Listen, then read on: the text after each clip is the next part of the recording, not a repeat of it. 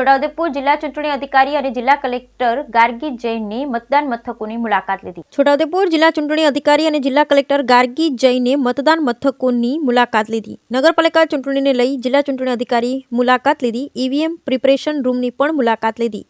16 સંવેદન અને અતિ સંવેદનશીલ મતદાન મથકોની મુલાકાત લઈ નિરીક્ષણ કર્યું. જિલ્લા ચૂંટણી અધિકારી સાથે જિલ્લા પોલીસ વડા અને અન્ય અધિકારીઓ પણ ઉપસ્થિત રહ્યા. જિલ્લાની એકમાત્ર છોટાઉદેપુર નગરપાલિકાની આગામી 16મી ફેબ્રુઆરીના રોજ મતદાન થશે.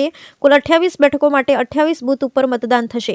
નગરના 28 પૈકી 13 મતદાન મથક અતિ સંવેદનશીલ જ્યારે 10 સંવેદનશીલ જાહેર કરાયા છે. Bureau report Rehan Patel, Chhota Udepur.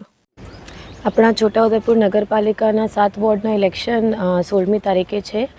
એના માટે બધી તૈયારીઓ છે. આજે સીલિંગ પણ ચાલી રહી છે જે સાંજે સુધીમાં પૂરી થશે અને બધા જે પોલિંગ સ્ટેશન છે ત્યાં બેસિક ફેસિલિટીઝ જે હોવી જોઈએ AMF આ બધું તૈયારી છે અને અમે લોકો પીસફુલ ઇલેક્શન થાય એવી રીતે બધી પ્લાનિંગ કરેલી છે. Thank you.